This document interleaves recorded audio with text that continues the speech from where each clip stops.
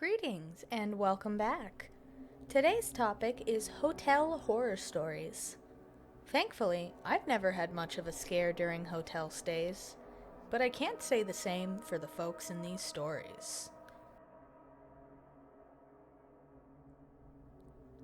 My grandmother's entire life, she had a recurring nightmare.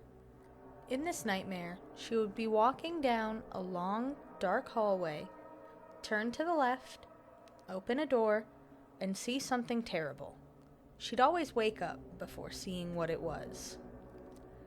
In her 40s, she, her husband, my dad, and my aunt were on vacation. They booked the hotel room at the last minute, so they ended up having to get two rooms with two twin beds on opposite sides of the floor. My dad wakes up around 3 a.m. and can automatically tell something's not right. He calls out in the darkness, "Dad?" No response. He turns on the bedside light. "Dad?" he says a little louder this time. Still no response. Getting worried, he slides out of bed and shakes his father. He doesn't wake up. My dad ran down the hotel hallway to my grandma's room and started banging on the door. My grandma worriedly opens the door, and my dad shouts, "Something's wrong with Dad!" He leads her down the hallway, a long hallway, to the last door on the left. My grandma reaches the door, turns to the left, and sees her husband dead in bed. Heart attack. She never had the dream again. Before my family and I moved to another state, my father went out and visited the area to check on the progress of our new house, which was being built. My father was there for a few days and was staying at some crappy Motel 6 in a shady area of town. His room was the last room at the end of the hallway on the top floor. In the middle of the night, on the last night he was in town, he was woken by the phone ringing in his room. He groggily answers. It was the front desk, and they say something along the lines of, "Sorry to wake you, but we've been receiving a couple of reports about rooms being broken into and stuff being stolen. We are calling to make sure you lock the door and that you are safe." My father replies that he is fine and hangs up. He decides to go double check that he locked the door. As he sits up in the bed, he notices the door to his room is ajar. Being spooked, he cautiously checks the room and finds that nothing is missing and no one else is in the room. He creeps around to the door and peeks out. Sitting right outside his room, on the windowsill of the hallway window, is his shaving kit. Creeped out of his mind, he quickly grabs it and locks the door. After he calms down a bit, he calls down to the front desk and says, "Hey, you just called me about break-ins around the hotel, and I wanted to report that my room was broken into when I was sleeping. Nothing was taken, and I'm fine. Just figured you would like to know." The front desk replies, "You must be mistaken, sir.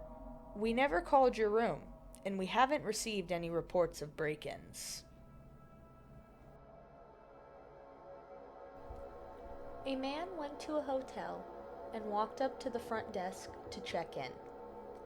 The woman at the desk gave him his key and told him that, on the way to his room, there was a door with no number that was locked and no one was allowed in there. She explained that it was a storeroom and it was off limits. She reminded him of this several times before allowing him upstairs. So he followed the instructions of the woman at the front desk, going straight to his room and going to bed. However, the insistence of the woman had piqued his curiosity, so the next night he walked down the hall to the door and tried the handle. Sure enough, it was locked. He bent down and looked through the keyhole. Cold air passed through it, chilling his eye.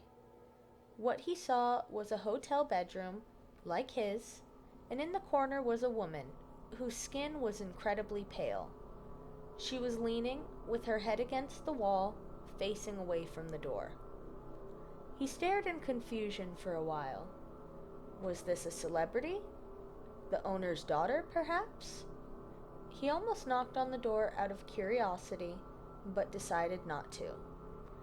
As he was still looking, the woman turned sharply, and he jumped back from the door, hoping she would not suspect he had been spying on her. He crept away from the door and walked back to his room.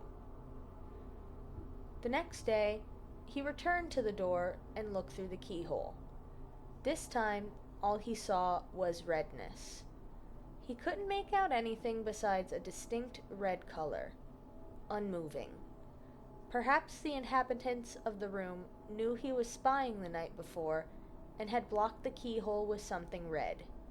He felt embarrassed that he made the woman so uncomfortable and hoped she had not made a complaint with the woman at the front desk. At this point, he decided to consult her for more information about the room and to apologize to its inhabitants. The woman at the desk sighed and said, "Did you look through the keyhole?" The man told her that he had, and she said, "Well, I might as well tell you the story of what happened in that room. A long time ago, a man murdered his wife in there, and we find that even now, whoever stays in there gets very uncomfortable. But these people, they were not ordinary. They were pale white all over, except for their eyes, which were red." This last one is a bit of a bonus story. It takes place in a cabin instead of a hotel, but I still think it fits with the rest of the stories. A man was out hunting one day. He stayed out as long as he could, but as the daylight was waning away, he realized he had gotten lost and couldn't find his way back to his truck. The skies continued to darken, and he kept walking until he stumbled across a cabin. Exhausted, he made his way inside and called out, "Hello? Is anyone here?" "I mean no harm. I got lost and was wondering if I could stay here until the morning, and then be on my way." He assumed the lack of response meant the place was abandoned, and headed towards a room with an open door that he saw at the end of a hall. It looked like there was a bed in there, so at least he wouldn't have to sleep on the floor. He started down the hall and noticed there were many pictures on the walls, most of which were frightening faces, twisted into expressions of anger or anguish.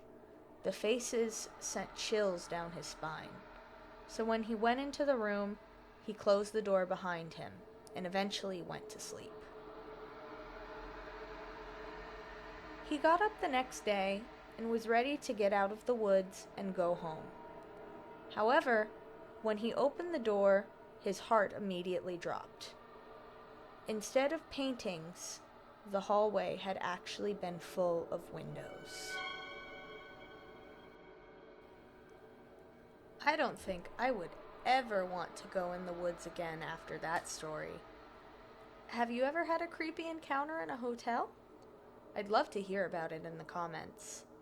Until next time, friends, stay spooky and don't get trapped in the basement.